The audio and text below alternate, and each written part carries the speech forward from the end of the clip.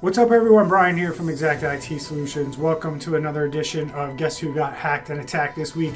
This week we got a ton of attacks and US hospitals are under the midst of ransomware attacks as we speak. It's some of the biggest hits we've seen. This has made national news at this point, and we're going to get into it and talk about what's going on among other ransomware attacks that happened this week. Before we get into that, please remember that we're giving away a $200 Amazon gift card to anybody who is just subscribed to our channel. As of tomorrow, October 31st, we will announce a winner on November 1st, 2020. The only qualifications are you're subscribed to the channel, you're 18 years of age, and you live in the United States of America. You will be entered to win a chance at that $200 Amazon gift card, and good luck to everyone there. If you are not subscribed to our channel, please do so. And if you are enlightened, entertained in any way, if you learn anything from my videos, I please just ask that you hit the like button. It helps us out with YouTube and Google and all those good things with the algorithm. We don't charge a fee for this channel. We don't get any sponsorships, and we don't do Patreon. So your support is all we need to keep producing content like this. So without further ado, let's jump into today's content.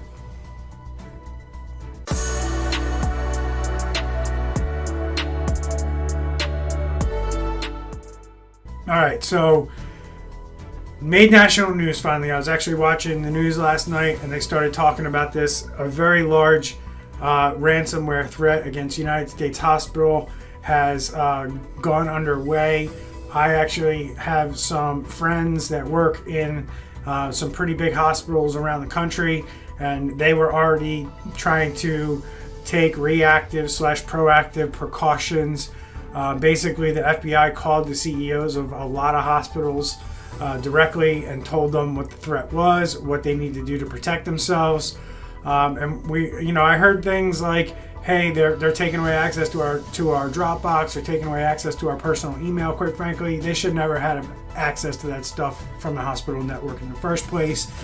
But they were taking all of that away, so that leads me to believe that these threats were being born from something with those services or something with third-party type services.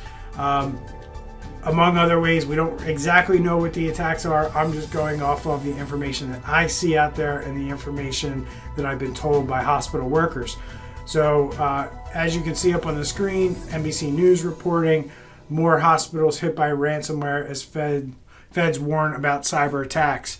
And it goes in to say federal agencies had warned of an increase in imminent cyber threat to healthcare providers, particularly from a gang that uses a strand of ransomware called Ryuk.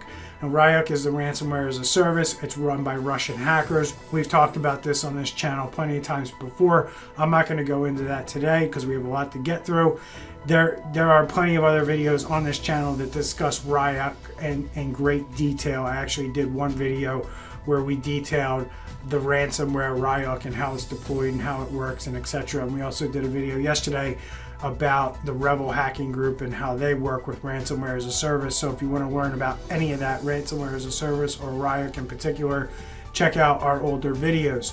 But the interesting thing is that I'm number one, there's a lot of attacks this month in October, more than we saw in September. And I think I'm going out on a limb here, and I'm going to say that because they had success with a bunch of hospitals in September, plus they hit UHS, and we still don't know if UHS paid the ransom or not. My guess is that they did, because it emboldened the hackers and made them want to go after the hospitals even more. And they, instead of trying to attack one hospital at a time, it appears that they've initiated a coordinated attack against many hospitals in the United States. So as of right now, it says a recent wave of ransomware attacks has infected more hospitals than previously known, including a University of Vermont network with locations in New York and Vermont. The University of Vermont Health Network is analyzing what appears to be a ransomware attack from the same cybercrime gang that had infected at least 3 other hospitals in recent weeks, according to sources familiar with the investigation who were not authorized to comment before the investigation is complete. So it goes on to say that The FBI, several federal agencies warned Wednesday of an increase in imminent cyber threat to the country's healthcare providers, particularly from a gang that uses a strand of ransomware called Ryuk. The FBI and CISA, which is part of the Department of Homeland Security, sent an update alert Thursday night with new technical information, adding that they have credible information of an increase in imminent cybercrime threat to U.S. hospitals and healthcare providers. Goes on to say as many as 20 medical facilities have been hit by the recent wave of ransomware, said a person with knowledge of the matter who spoke on a condition of anonymity because they were not authorized to speak publicly. The figure includes multiple facilities within the same hospital chain. 3 other hospital chains have recently confirmed cyber attacks believed to be ransomware by the same gang, the Sky Lakes Medical Center, with 21 locations in Oregon, Dickinson County Health Systems in Michigan, which I covered last week, and the St. Lawrence Health System in New York. It's not clear how much of their systems or how many locations have been hit by the ransomware. Tom Hotman, a spokesperson for the Sky Lakes Medical Center, confirmed that the company had been infected with Ryuk and said its computers were inaccessible, halting radiation treatments for cancer patients. Goes on to say we're still able to meet the care needs for most patients using workaround procedures, i.e. paper rather than computerized records. It's been slower, but it seems to work. Joe Rizzo, a spokesman for Dickinson, said in an email that their hospitals and clinics are using paper copies for some services because computer systems are down. And a senior advisor to New York Governor Andrew Cuomo said that the state's Division of Homeland Security and Emergency Services and other groups have been in communication about the St. Lawrence attacks. This is just another article from the AP of the FBI warning of these attacks. They are going after healthcare entities pretty hard because I firmly believe it's because these other entities have paid. I also guarantee that the FBI has come to these hospitals and warned them, do not go out into the public and divulge information because it just makes the investigation and stopping all of this harder. That's why information is hard to come by, and we see a lot of attacks happening with hospitals. You know, the last article, the NBC News article, said there's at least 20. There isn't 20 in the news right now. We don't know all 20. We know about a half dozen or so. So there's, well over 24 hospitals right now that are facing ransomware type issues, and it's not in the news yet. It hasn't been reported. Ransomware hits dozens of hospitals in an unprecedented wave as COVID-19 infections spike. In many parts of the U.S., malware gangs are wreaking havoc on healthcare systems. So moving off of the healthcare stuff, we have other ransomware attacks to talk about. Hospitals are a huge target. We already know that. Salem, New Hampshire. Salem's town computers offline after ransomware attack. Hackers recently and this was October 29th, 2020, today. Yesterday. Hackers recently breached Salem town computers and possibly stole information, according to town manager Chris Dillon.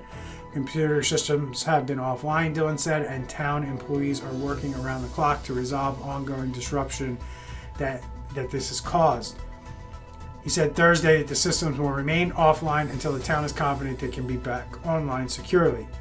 This means people can't pay taxes or water or sewer bills online, for example, though the town's website notes as of 10/27, the site is expected to be down for several days. Shut off for non-payment has been delayed. Dillon said since learning October 21st of a sophisticated cybersecurity attack involving ransomware, an investigation has determined that the hackers were able to access internal systems and may have downloaded data from certain servers. We regret that this has happened, along with any other inconvenience it has caused, and are committed to keeping our community informed, and additional updates are available. So again, this goes along with everything I've been preaching for about the last 2 or 3 months here. They go in, they steal the data, they hit you with ransomware. Hospitals aren't the only target. Municipal governments are a target because they pay. That is why they go after these same entities. We're not talking about other industries. We're talking about the same industries over and over. And once the hackers figure out that there's another industry out there that's going to pay, and they can figure out what systems they should be stealing data from, they should be encrypting, and what they should be asking for and how much, they continue to hit those same types of companies because it's easier to replicate. Once you become an expert in an industry, which is a pretty common thing in business in general, you do something that's called verticalizing. Once you become an expert in that industry, you know the ins and outs of that business. You get to know what they do and what their SOPs are and how they work, and you're able to talk intelligently to them about their business, and that's exactly what these hackers are doing. The Wisconsin Republican Party was hacked for $2.3 million. Hackers stole $2.3 million, and this was today, October 30th.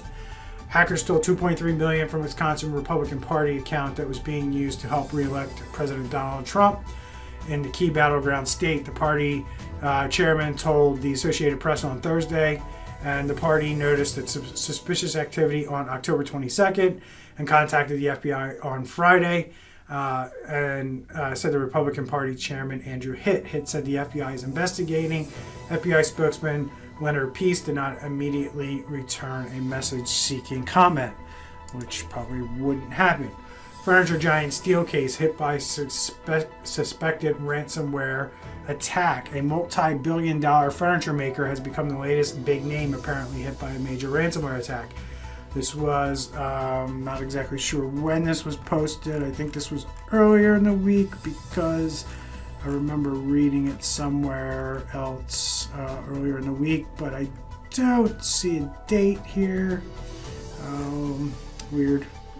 Cybersecurity magazine needs to put dates on their articles. But it was in the UK, and the firm claimed to have detected a cyber attack on its IT systems last Thursday, October 22nd. And the company promptly implemented a series of containment measures to address the situation, including temporarily shutting down the affected systems and related operations. The company is actively engaged in restoring the affected systems and returning to normal levels of operation. And it goes on to say at this stage it is unclear which variant is responsible for the attack, although Steelcase said it is not aware of any data being stolen from its systems or any other loss of assets as a result of this attack. I guess we'll see on that one. Maybe they didn't steal data. They probably did, though. Enel Group hit again by ransomware, and NetWalker demands $14 million. These are insane numbers that these guys are asking for. And they're probably getting paid it because they keep asking for more and more. So anyway, multinational energy company Enel Group has been hit by ransomware attack for the second time this year. This time by NetWalker, who is asking for $14 million in ransom for the decryption key and to not release several terabytes of stolen data. Here we go again. Enel is one of the latest players in the European energy sector with more than 61 million customers in 40 countries. As of August 10, it ranks 87 in Fortune Global 500 with a revenue of almost $90 billion in 2019. Don't kid yourself, folks. Just because this is a big company, don't think that the little guys... I had a conversation with somebody yesterday who said, oh, well, we're a little guy. Nobody's coming after us. I said, no, you're dead wrong. They just ask for less money. If your business only does, $1 million a year, they're not going to ask you for $14 million. They're going to ask you for $10,000, $20,000. Something that you're going to pay that's not going to, necessarily put you out of business, but you're going to pay it to get your files back and your business back up. And these attackers are very smart. They're very good at what they do. They know what numbers to look for. They know how to look up the information on the company to see what kind of revenue levels they do. And they know how to initiate the negotiation part of the ransomware attack. And remember, this is done by separate groups. The group that does the ransomware and does the negotiation they're experts at what they do because that's all they do. They deploy ransomware, they negotiate fees, and make money. So we have Isentia reeling after suspected ransomware attack. Info Security magazine, again, no dates on your stuff. Come on.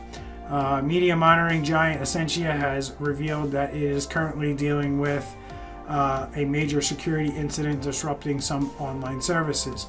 The Sydney headquartered firm, which has operations in 8 markets, revealed the news in a regulatory filing with the Australian Securities Exchange yesterday. Although ransomware wasn't mentioned by name, reports suggest that it's the cause of incidents, which Essentia admitted is disrupting services in its SaaS and media portal platform. This is more examples of Australian companies being hacked. We saw an Australian trucking company and an Australian controlled access company that was hit, I think, last week and the week before.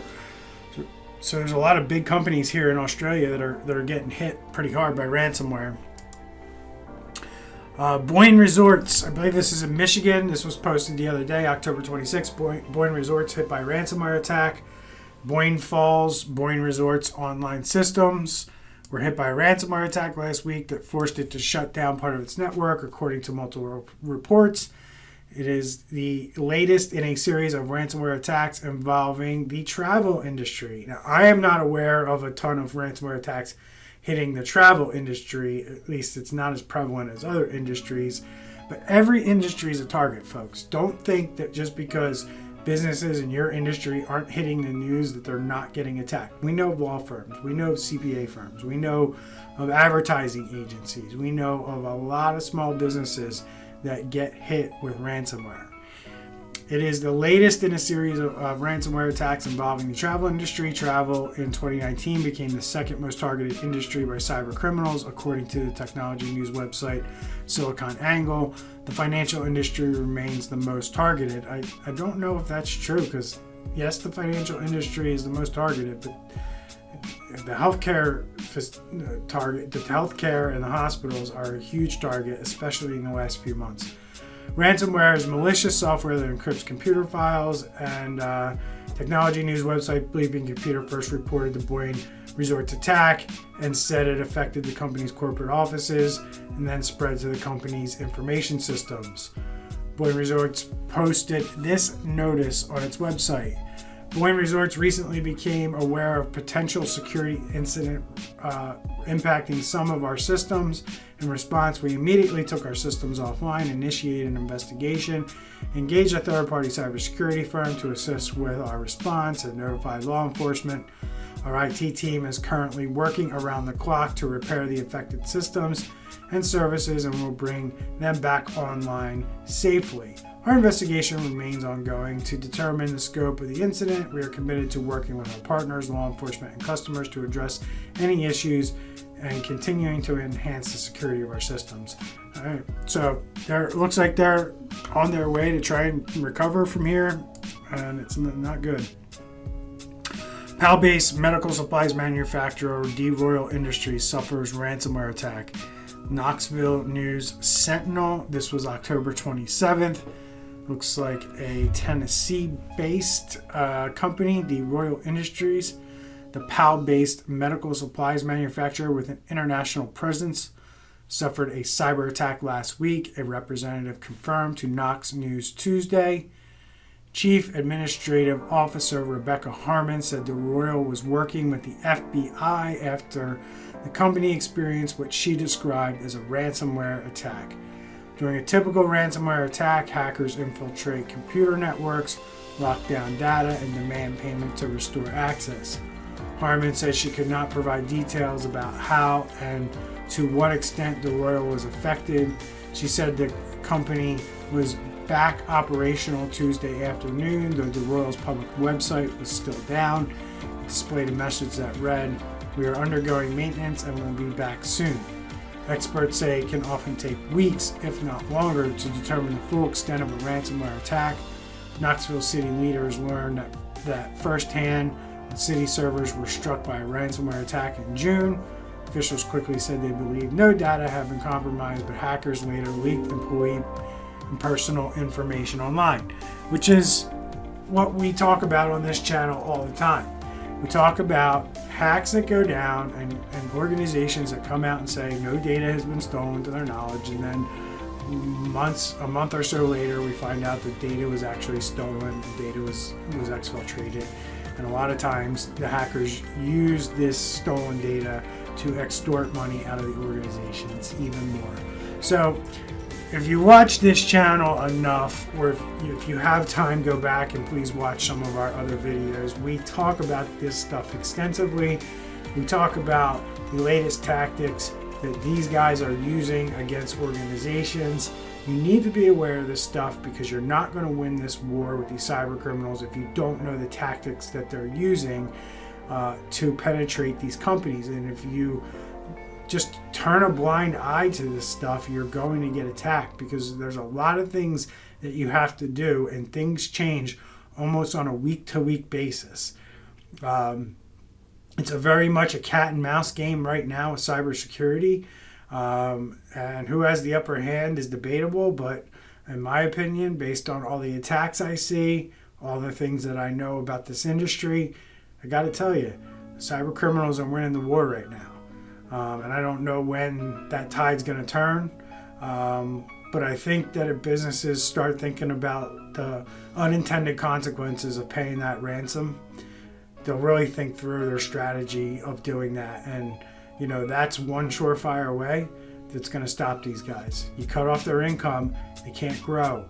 They can't continue to invest in R&D. They can't continue to invest in creating better and more effective ransomware and ways to break into companies' networks and move across those networks to further attacks. Every dollar that's put towards ransomware payments is a dollar that's going into a criminal's hand so that they can get better at what they do. So it's purely irresponsible at this point for any business not to take cybersecurity seriously, not to invest anywhere from 6 to 10% of their top line revenue into IT and mainly security. And it's completely irresponsible for a company to pay the ransom today in October of 2020.